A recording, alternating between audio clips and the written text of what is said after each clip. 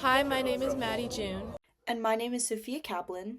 and we will be presenting about the circulatory system. First up, we have the circulatory system's main functions. What does the system do? It moves blood throughout the body, transports oxygen and nutrients into the organs, muscles, and tissues, and removes waste products like carbon dioxide and chemical byproducts of organs. The overall main function is to maintain an adequate blood flow to all parts of the body and ensure that all tissues and organs receive their essential nutrients. The main organs of the circulatory system are the heart and the blood vessels. The heart, directed by the brain and nervous system, is the main organ of the circulatory system and acts as a muscular pump that pushes blood throughout the body. The blood vessels, including arteries, veins, and capillaries, carry and circulate blood through the body. Arteries are blood vessels that carry oxygen-rich blood to the muscles and organs, and veins are blood vessels that carry deoxygenated blood from the body back to the heart. The pulmonary artery carries deoxygenated blood from the heart to the lungs to be reoxygenated. How does the circulatory system maintain homeostasis? To maintain homeostasis, the circulatory system has many functions that ensure the body can support a stable internal environment.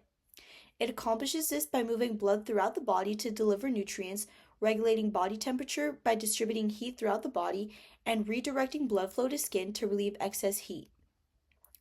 Additionally, the circulatory system utilizes baroreceptors and chemoreceptors located primarily in the aortic arch. When high blood pressure is reached, baroreceptors fire at a higher rate and trigger parasympathetic stimulation in order to decrease the fast heart rate. When low blood pressure is reached, the rate of the firing decreases. Chemoreceptors are specialized nerve cells that sense changes in the chemical makeup of the blood and send signals to the brain to control heart and breathing functions according to these changes. The system also works to balance the pH level and keep the body within a range of around 7.35 to 7.45. How does the circulatory system work with other systems? The circulatory system works with the skeletal, muscular, digestive, respiratory, excretory, and nervous systems to move oxygen and glucose around the body. This allows cells to function and waste to be disposed of by the body. To accomplish this, the pathway of blood flow begins at the superior or inferior vena cava, carrying deoxygenated blood.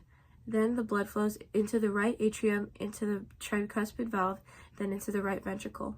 The blood is then pumped through the pulmonary valve into the pulmonary artery to the lungs, where it is reoxygenated. This oxygenated blood is transported back to the heart, where the left ventricle will pump it through the aortic valve into the aorta and finally into the body's tissues, where the blood will become deoxygenated again, and then the cycle will repeat. Heart diseases include a wide variety of conditions and disorders that involve the arteries, the four valves of the heart, and the blood vessels. One of these is coronary artery disease, which is the most common type of heart disease and is caused by built-up plaque in the arteries that supply blood to the heart and causes difficulty in blood flow. Heart valve disease includes problems involving one of the four valves of the heart, disrupting blood flow and potentially causing leaks or blockages. Peripheral artery disease is when blood vessels in the limbs narrow, particularly in the legs and feet, reducing blood flow, oxygen, and nutrient delivery to the limbs. Aortic diseases are various conditions caused by problems regarding the aorta, the main artery of the body that carries blood from the heart to the rest of the body.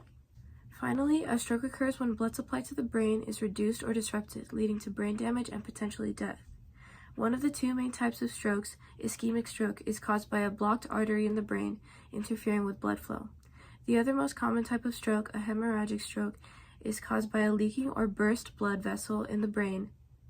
A TIA, or transient ischemic attack, is when a person has only a temporary interruption of blood flow to the brain and it does not cause lasting symptoms. There are various conditions regarding the electrical system of the heart causing arrhythmias, which are heartbeats that are irregular, too fast, or too slow.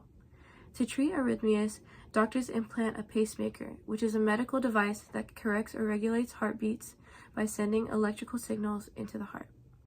The sources that we use for this presentation are the Circulatory System and Oxygen Transport by the National Library of Medicine, Introduction to the Cardiovascular System by the National Cancer Institute, and How Do All the Systems Work Together by VetMed. Thank you for listening.